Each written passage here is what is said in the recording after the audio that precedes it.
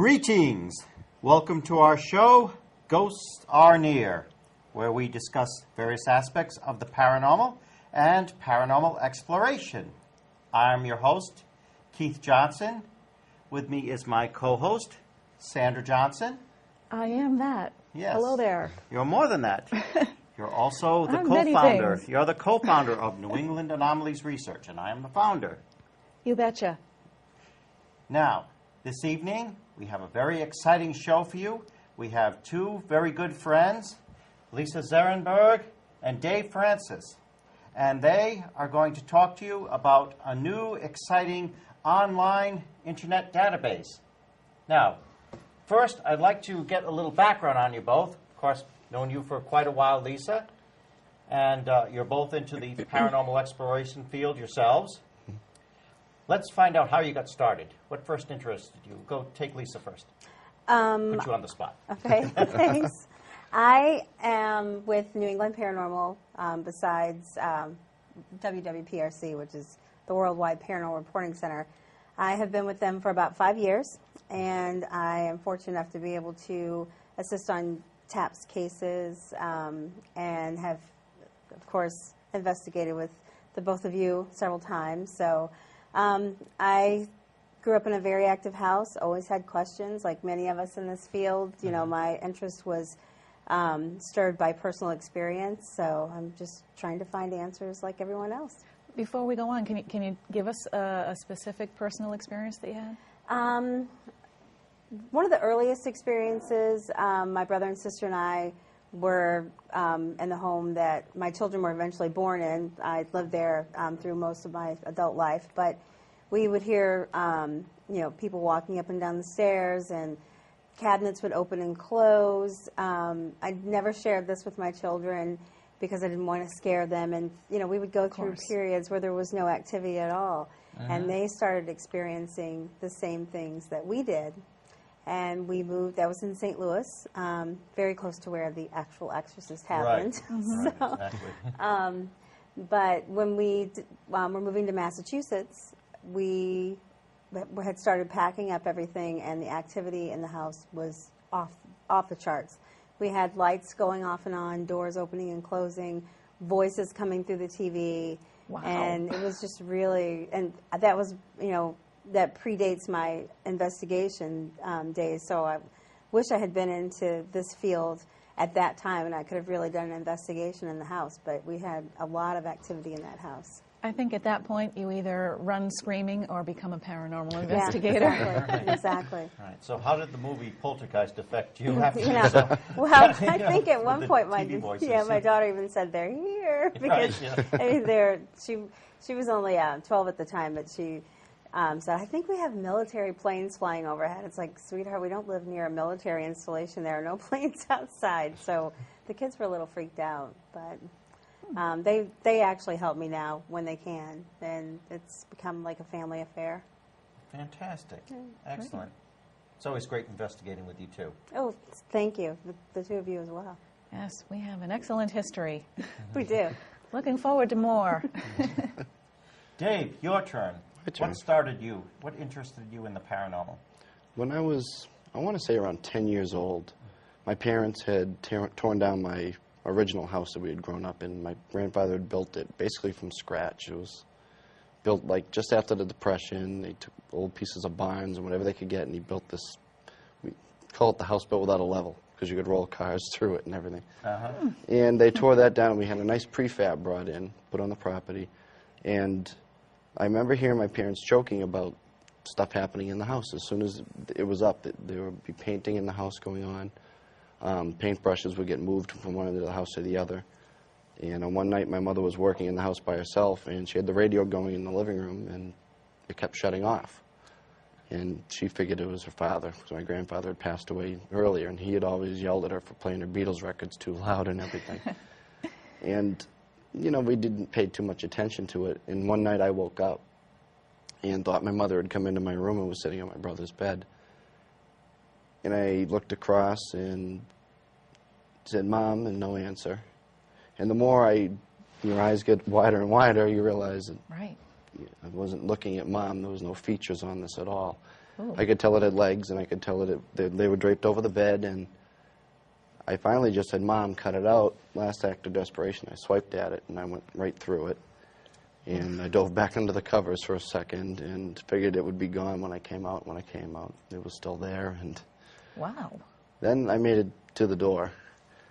And I distinctly remember stopping at the door and turning the hallway light on and looking in, and now it was on the bed and it was turning towards me. And the screaming began, and Mom and Dad woke up, and of course they came in, there was nothing there.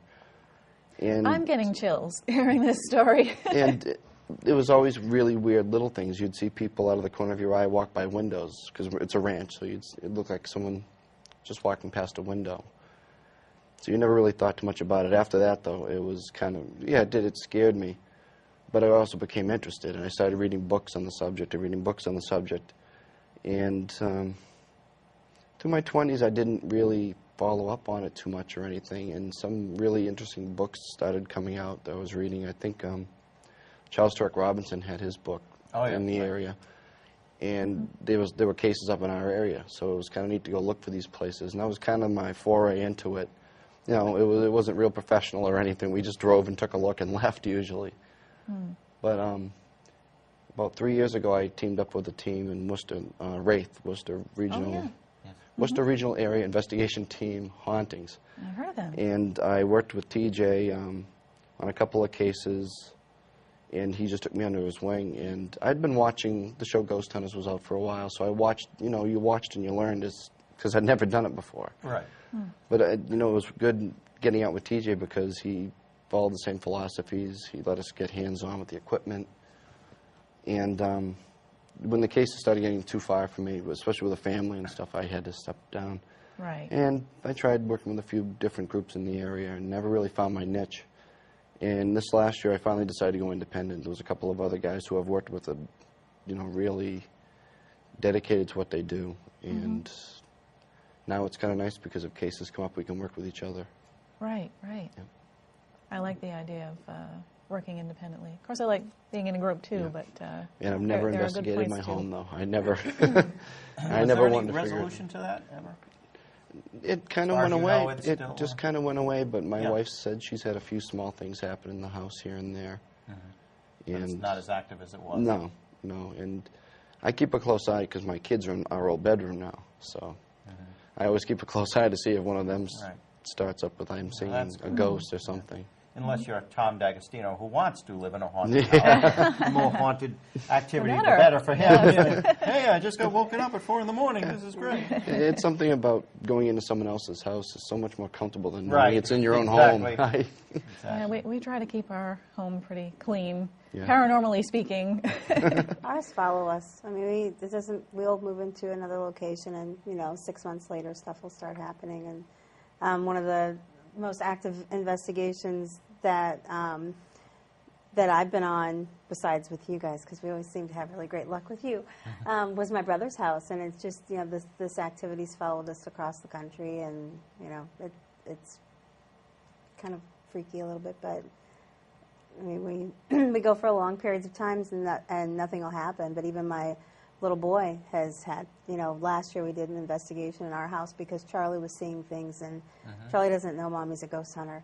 Oh, he doesn't know. No. So, yeah, it's not something we talk about. Well, that shows that you didn't influence him. Yeah, and, and because of my experience with this, we don't make an event out of it. We keep notes and we write it down and try not to ask too many leading questions, because I want, to know that if he is telling me something, it's not because I've influenced him or Absolutely. led him to say something because he thinks I want to hear it. I just kind of listen and write it down and go about my business. So.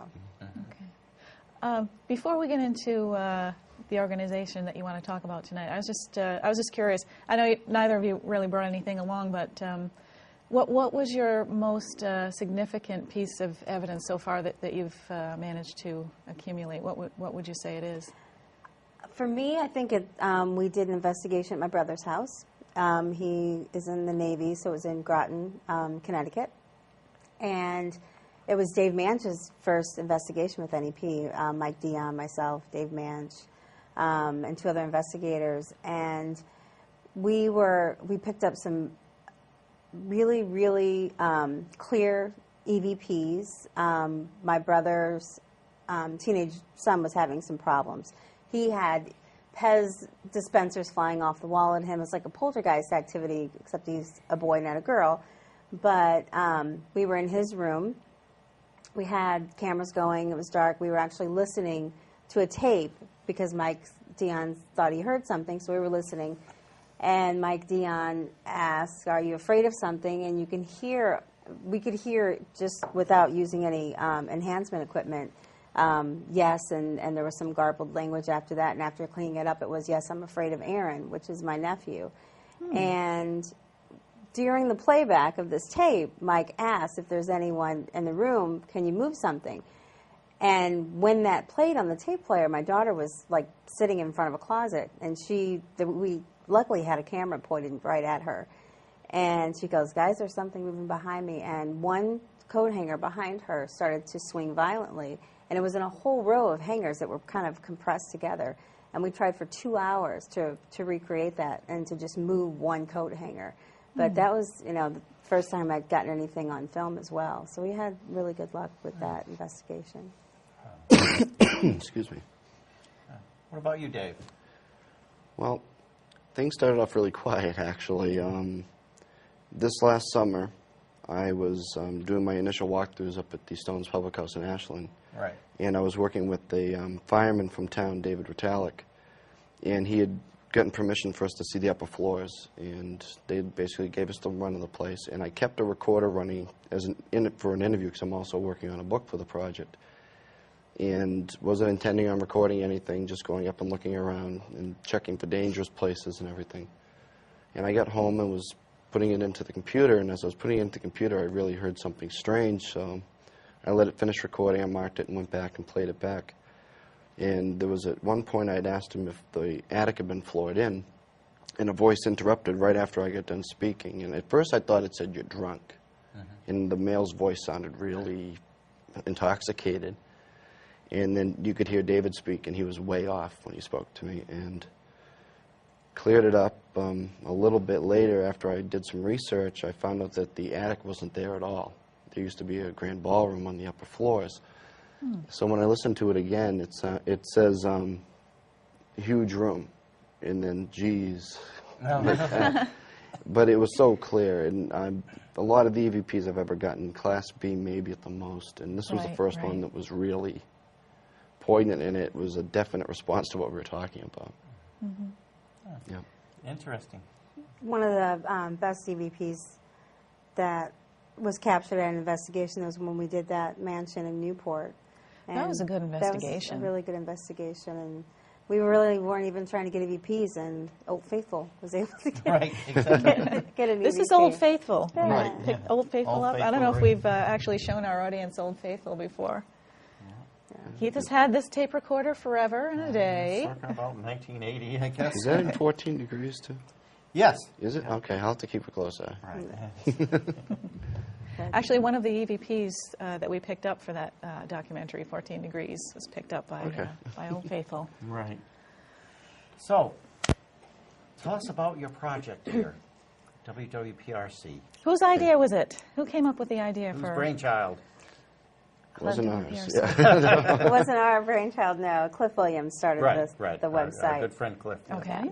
Do you want to And he's in Michigan, correct? He's in Michigan. He's right out of now. Michigan, so he been couldn't around be the here world, though. tonight. I know, it's too bad. I wish you were here, Cliff.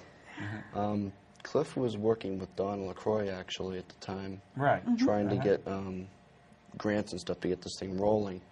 And they had the website up, and I had interviewed them. I was doing like a small blog talk radio show, and they said they were looking for people to help out. And they had all these positions, and a lot of the ones that he had, I didn't have any experience with PR and all that other stuff. But I said, I'll be more than happy to help you with the database. And that was in early 2000, I want to say early 2006. And by June of 2006, I jumped on and was helping them out with the database. And it started off pretty small. There was really the three of us. I think Paula got involved. Paula Donovan got involved. She's been a guest on our show. Yeah. And it started off real small. but the submissions kept coming in. The word of mouth was out there enough where when I first took over, the database had at least 75 or 80 entries that were already there. So I had to kind of comb through them and clean them up a little bit and make sure that I followed up with people if stuff conflicted or something. But and then after that, it just seemed to explode. I remember bumping into the two of you at Paranormal X Yes. last year, later in the year. And that's when I met you then, too. That's when I met you, yeah. And at that point, we were getting submissions, daily. I go through every 2 days or so and make sure Daily? to activate stuff. We had brought some numbers, some figures to give you ideas on just how much it's grown, really, in the last 3 years.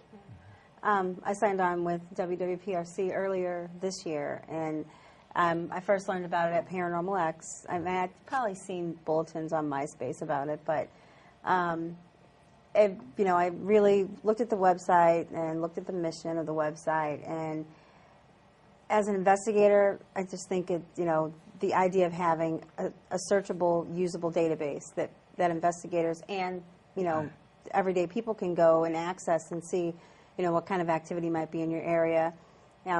Things are grouped by, you can look at, activity reports by state or by city.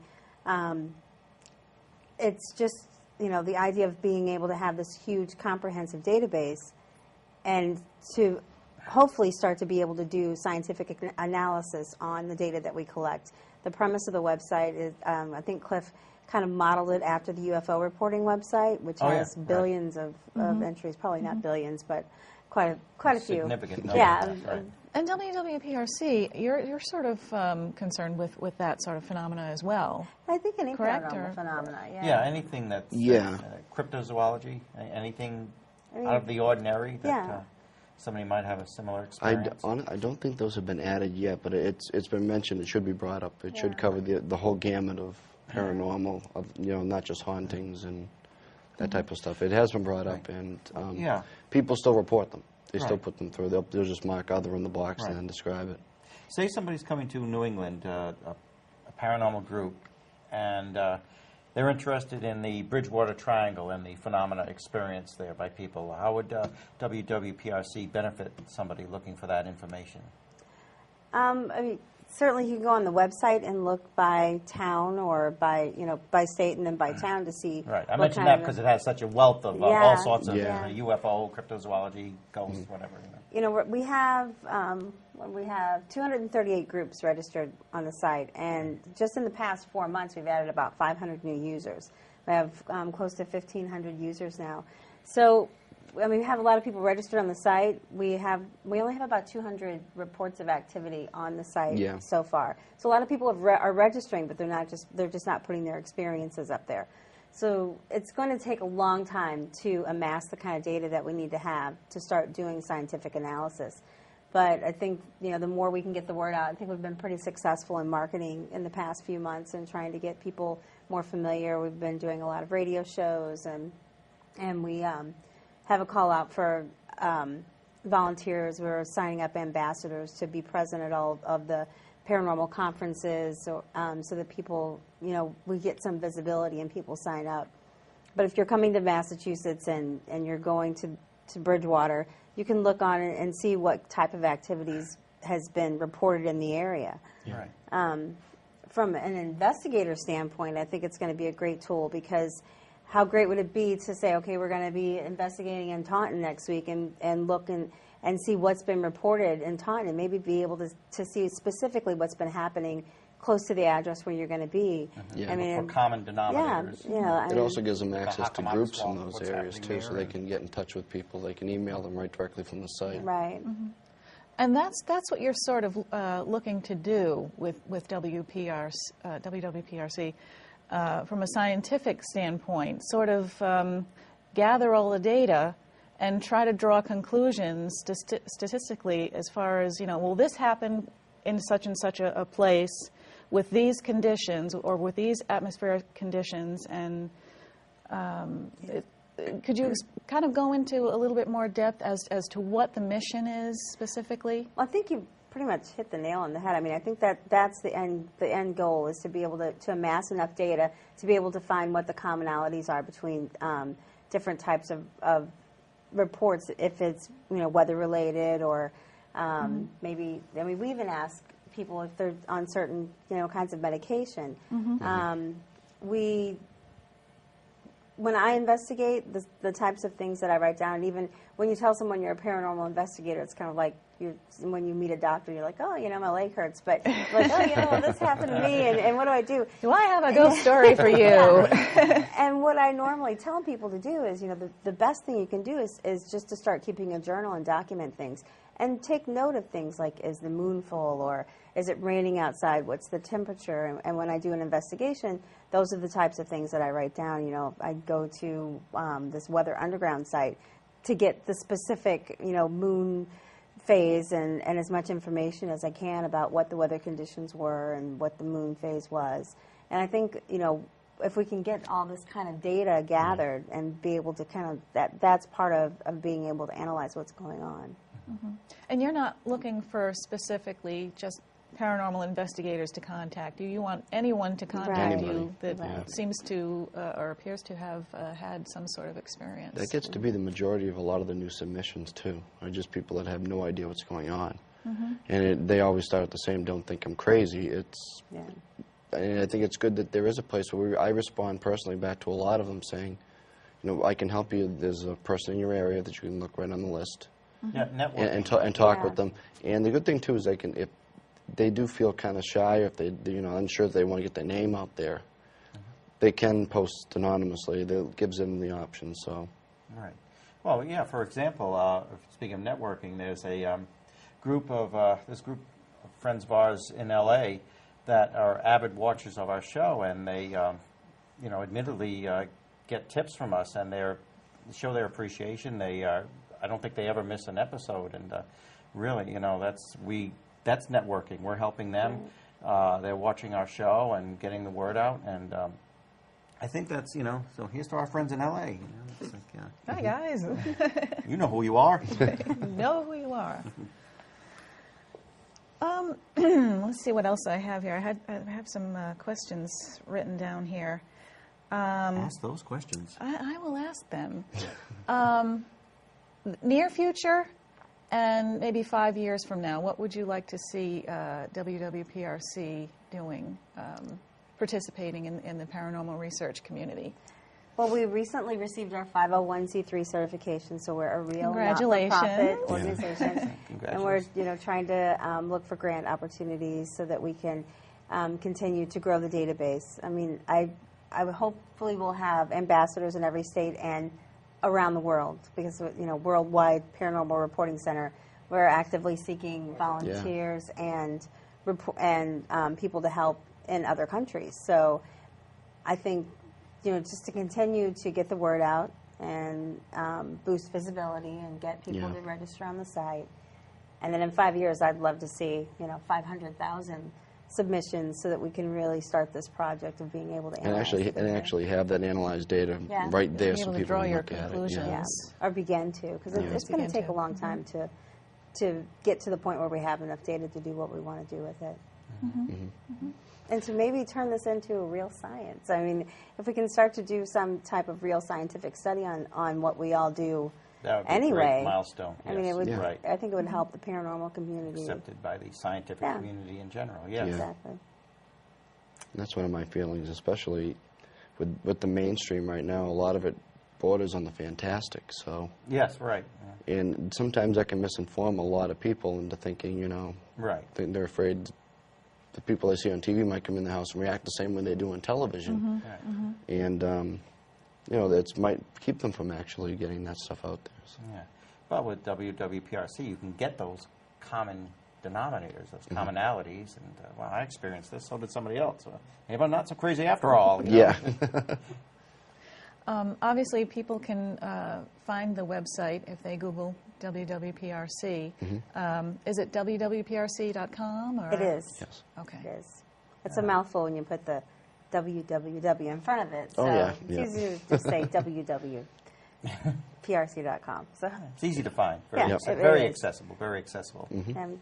Okay, and one thing that I always ask our female guests is how you We'll just feel. take a breather. Dave. Yeah, you can just listen. Where you see, or how you see the woman's role in paranormal research today, if there's a difference between the woman's role and the male role in investigation, and where you see us going in the future in this field. I see us going, taking more of a lead role. I think that, we're the touchy-feely ones, or maybe we have the feelings. I personally see myself as a tech guru, and I think I see women moving more away from the, she's, afraid, or she's frail, or she's got all these feelings. I think I see women in the paranormal field moving into more of a leadership role and more in the technical area. And I think we have a lot to offer. We really do. I totally agree. Excellent. Yeah. That's excellent. Well, in the last couple of minutes we have, this is our friend Scully.